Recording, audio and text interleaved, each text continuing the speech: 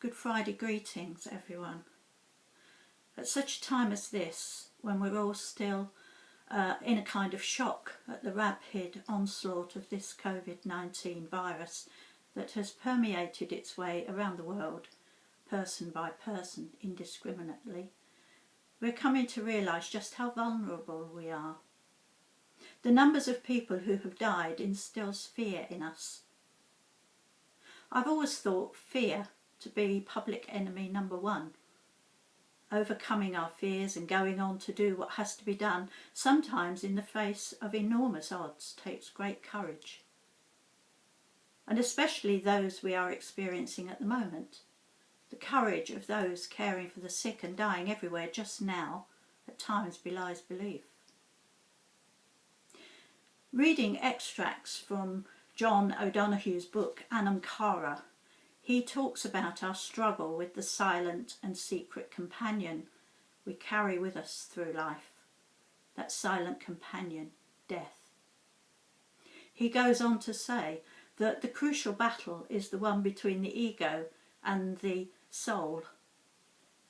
The ego is the defensive shell we pull around our lives. It is afraid, it is threatened and grasping. It acts in an overprotective way and is very competitive. The soul, on the other hand, has no barriers, no limits. Further, the soul is in touch with the eternal dimension and is never afraid of what is yet to come. Death for the soul is the opening up to embrace the divine that always lived secretly within us. My understanding is that the soul is what Richard Rohr calls the true self, the real you, the real me, the image of the eternal within each of us. Reconciling these two selves is not the easiest thing. It's a continual battle. At least I find it so, which says a lot about my egotistical ways. I'm sure I'm not alone. How did Jesus cope then in the face of knowing he had been betrayed and that there was every likelihood he would be executed? His fear is recorded as he waited and prayed in the garden. He stood in front of Herod, a usurper king put in place by the Romans, who was only too aware that any disturbance on his watch would end very badly and disrupt his very comfortable goings-on. And in front of those so-called religious leaders, all of whom were concocting false accusations against Jesus and a mock trial to remove him, for fear that they too would be removed if everything didn't run along smoothly.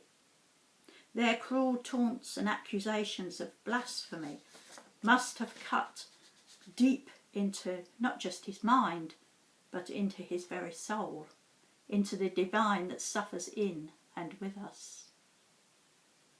And then to Pilate, the Roman governor, and him not the best the Roman Empire had produced, which is why he was in a backwater like Judea.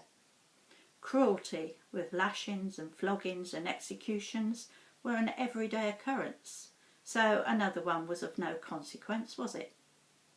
Have him flogged and sent away like any other troublemaker. But we read he spoke with Jesus. He wanted to know about this accusation of his kingship. Jesus didn't agree or disagree, really, which left Pilate in a quandary. The Roman emperor was king, wasn't he? Oh dear. Well, Pilate did offer to set him free and execute another in his place, but that wasn't to be either. So Jesus was led out to carry his cross to the place of execution outside the city to join the others also hanging there. On Good Friday, many Christians go through what are called the Stations of the Cross. And one of those stations has come to be called Veronica Wipes the Face of Jesus. As Jesus stumbled along in pain, in tears, with blood running down from the thorns digging into his skull, she is said to have stepped out with a cloth and wiped his face. a very brave act with those soldiers so near. But sometimes the heart rules, the ego fear is forgotten, and the true self acts in love and compassion. As Jesus is being executed by crucifixion, can you imagine the physical pain, the fear, and the terrible anguish of parting from his mother and the others, the finality of it?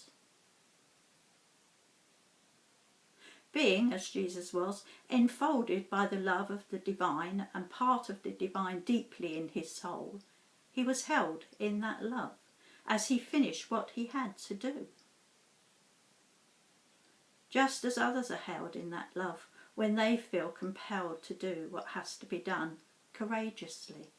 In the face of sickness and maybe death, the fear is real, but love can overcome fear. Jesus had told his disciples that he would never leave them. His spirit would always be a part of them. Divine love is always there, deep within us, giving us the courage to do what we have to do, what we feel compelled to do. Jesus did what he felt compelled to do, and he fulfilled his life's work as he always had, in the most humble way, by dying. Death is no respecter of persons. It humbles us all. But like Jesus' death, it can be the most perfect and glorious end, and at the same time, the most perfect and glorious beginning. Amen.